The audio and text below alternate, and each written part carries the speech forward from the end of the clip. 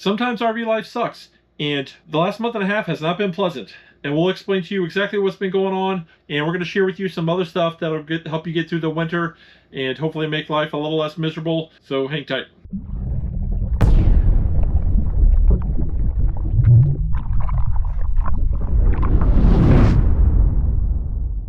So what's been going on? The last video that you guys saw, we put on the Moride rubber pin box on our fifth wheel. We, just bought a new truck, and we had a lot of stuff going on, and I was trying to get things done really fast because I was having a full knee replacement done. I wasn't actually supposed to get this surgery done until February, the end of February. And because I'm self-employed, a YouTuber, I was like, hey, if you can put me on the cancellation list, and just squeeze me in whenever you can, I'm ready to go. I got a call before Thanksgiving. They squeezed me in, and I knew that this was going to happen. I'd been kind of piling up my videos in advance for this because I knew it was going to take a while for me to recover from this knee replacement. And I know it's not easy. It's different for everybody. It's been a real struggle for me. The first couple of weeks after the knee replacement, it was miserable. It hurt a lot. I don't want to discourage anybody from getting a knee replacement. This is not what this is. This is just my experience. Everybody has different experiences with this stuff. We're almost a month and a half out. Things are a little bit better. I can walk now. I can drive. It took me about almost 3 weeks before Kim finally got me out of the house, and I was able to take the walker and walk around this park a little bit. So, like I said, I saved up some videos so you guys would still have content coming out while I was recovering from this. Now we're kind of caught back up with real time. So, and that's what kind of brings us down to now. I just want to kind of update you guys about what's been going on, and there's a few things that I need to share with you guys. It is wintertime and it is cold. One of the number one things I see on the Facebook forums and everything during the wintertime, I hear people asking, what's the best dehumidifier? I need a dehumidifier. What should I get? We had a little one that we put in our bathroom that for last year, and it just wasn't very efficient. It was very small, and it was just enough to, dehumidify the bathroom. But this year, we got a little bit bigger one. This one is an Air Plus, and it is super sleek. It doesn't take up a lot of room. It's super easy just to pull the tray out and dump it. That thing can fill it, like if it's running all day, it'll fill up twice in a day. So, and like if you're gonna run it at night, make sure you dump it before you go to bed, because there's a little beep thing when it gets full. It'll automatically shut off, so it won't just keep filling up and spill over. It'll once it gets full, it'll just shut down till you dump it and you can start it back up again. But this thing has been fantastic. This is one of my wife's favorite upgrades we've got in the RV by far. She loves this thing. It keeps the humidity levels down.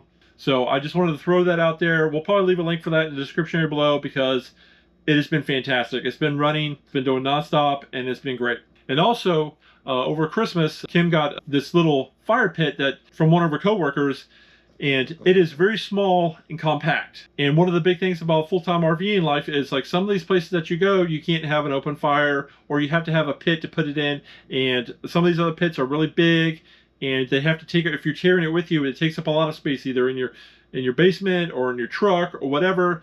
But this thing is super tiny. We got out and used it. We chopped up a little bit of wood, and it's supposed to be a smokeless fire pit. So we decided to go make some s'mores. And we got out there, we got it going. Kim started making her s'mores, and she likes her marshmallows crispy. And I just like to roast my marshmallows so they're mushy, and then, squeeze it between some graham crackers and some chocolate, and it comes out fantastic. I don't think there's anything such as a smokeless, but this thing definitely has less smoke, and it puts out a lot of heat for the size. And they come in all different sizes like this, and it's pretty compact. It comes with a little baggie that you put on. All right, Kimber, what do you think about it? I like it a lot. It's compact, it's nice, we can travel with it, and it does give out a lot of heat. Surprisingly, it gives out a lot of heat. And I like that it's not very, like the regular fire pits are full of smoke. This one is not at all. I like it a lot. One of those things you don't know till you know, and we found out about this because it was a gift, and it worked fantastic, and we're pretty happy we got it, because we've been talking about getting some kind of like little fire pit, but now we have one, and we're really enjoying it. So I was throwing that out there for you guys, and like I said, I'll leave links for that in the description area below too, in case you're interested. And on this next one though, this is not actually winter related, but it's something that's been a hot topic for me for a little while. All right, guys, so I've been looking for a backup camera for a truck. Not my truck, because the new truck that we got has like 6 different cameras on it. What we're trying to do is my stepfather's truck, he's got I think a 2016 F-150, and he needs a backup camera because it doesn't have one with it. Well, when looking for a backup camera, there's 2 big problems that I have that I was looking for. Either of them, they either have to have a wire that runs all the way back to the backup camera, or it's wireless and you have to find a power source to tie into to make it work. And then AudioVox reached out to us, and I was like, they've gave me something that was perfect for this. It is a wireless one that runs off of solar that you can just put on the back of the truck. We're gonna open this up, stick it on, and see how it works. So here we got your screen that goes inside, and here's the mammer jammer. It's got a solar panel right here, and just you can charge USB to recharge it. It's got a big battery pack, and it's got the camera right there, and it just goes on your license plate, and it just plugs into right here. It's keyed, so you can only go one way, and sends power to it. So we're going to install this.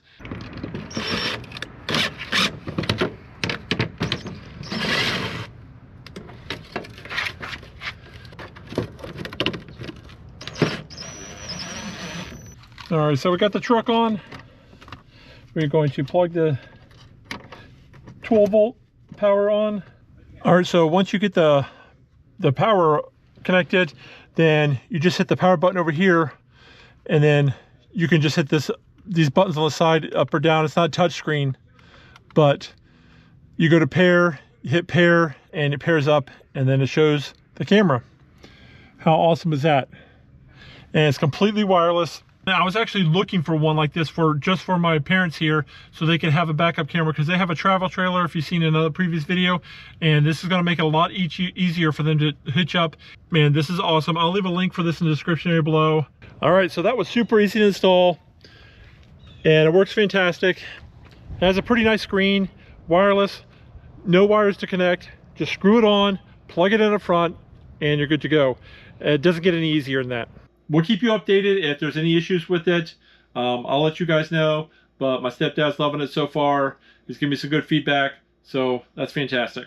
Along the lines with all this stuff, with my full knee replacement, and as things started thinking about my health and stuff like that, and Kim had a battle with cancer a couple years ago, and she's still recovering from that. There's another company that reached out to me. Like, I pass up on all kinds of stuff. I get emails all the time, but this was one of the things where you start thinking about your health and how important it is.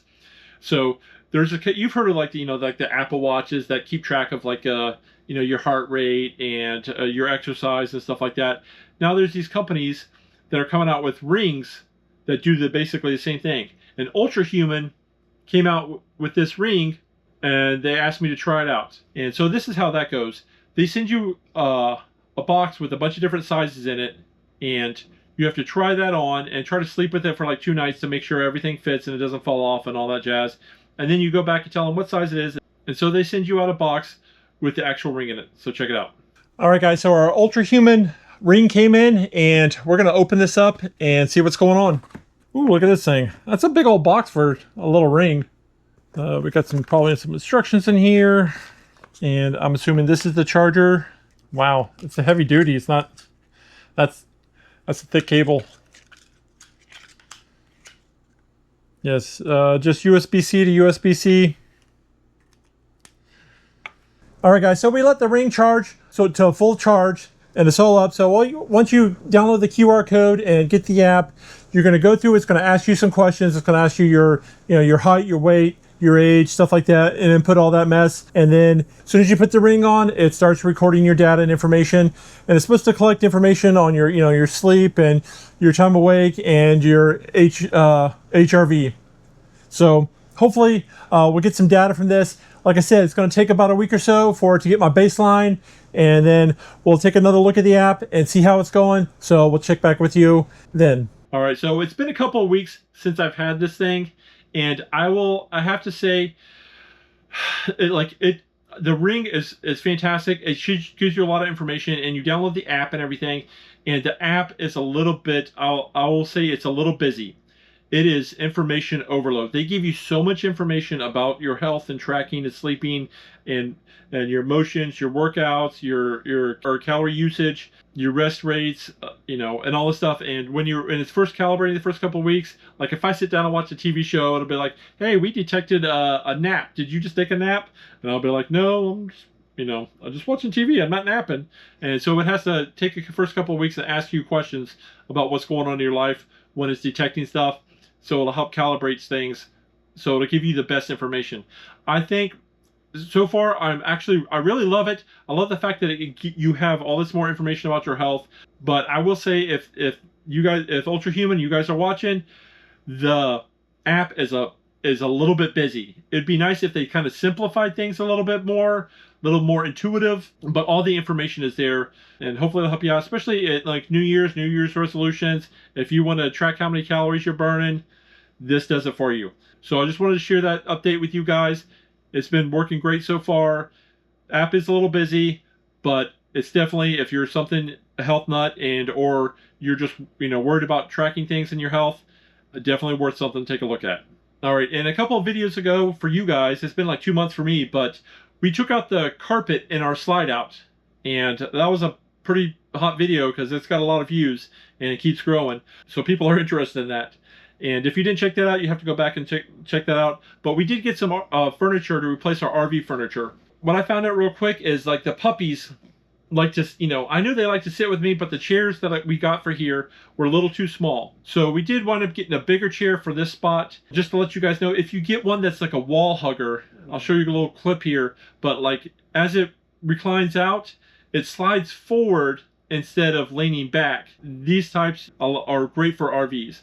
And then we did wind up getting rid of our couch over here, and we actually just bought another chair from, I think it was Big Lots, and it swivels and it reclines, but it's not a wall hugger version, so it does, the back does fold back a little far, so we have to scooch it out a little bit. And then on travel days, we just got to scooch it back out of the way of the slide out so they can close. It's way better than the RV furniture. And you know, granted we don't have the fold out couch for sleeping, but if we do have a guest that needs to sleep in here, we're just going to go get a $10 blow up mattress from Walmart. They'll be fine with that. Actually, they'll probably be more comfortable than that pull out couch we had. That thing was awful. Like the bar set, we even got foam for it, and it was still awful to sleep on. It was, ugh. Anyway, we're glad we got rid of the RV furniture. I don't have links for this stuff because we got these at local furniture stores. But just go check it out, and if you're looking for something, look for a wall hugger recliner, and it should work well for you in your RV. And also, we get a lot of questions about vinyl floor that we put on, if the edges were tearing and how well it was holding up. And so far, it's been holding up great. There's no tears in the rips in the edges. I know some people will fold them over and glue it, or they will fold it over and put it and sew a seam into it. We haven't had to do that, and it's been holding up really good. So I just want to throw that update out there for you guys because I know we got a lot of questions about that. But that's kind of what's been going on. And one of the biggest things that have sucked, you know, about the RV life and this situation is, it was Kim's birthday not just a couple weeks ago. I actually booked a trip for a week to go pack the RV up and go make a run on the coast. And we were going to stay there for a week. But because the surgery came up quicker than we had thought and realized, and time went by and I didn't cancel in time, I lost out on, it was just too late to get our money back. But luckily we called them and they worked with us, and they got somebody to book 2 of those days, and they gave us our money back for 2 of those days. But that kind of sucked out that we missed out on the trip because of my stupid knee. And I'm doing a little bit better now, but I don't think I'm ready to move anytime soon yet because, you know, I still can't kneel down, and, you know, it is what it is. All right, so here I am editing this video for you guys, and I did an outro, but none of the audio took. So I lost all the audio on that last clip, so I'm doing it now. I just wanted to give you guys an update of what was going on, so that's why I was making this video and kind of share the things that's been happening. And RV life kind of sucked for a little while there, but things are getting better.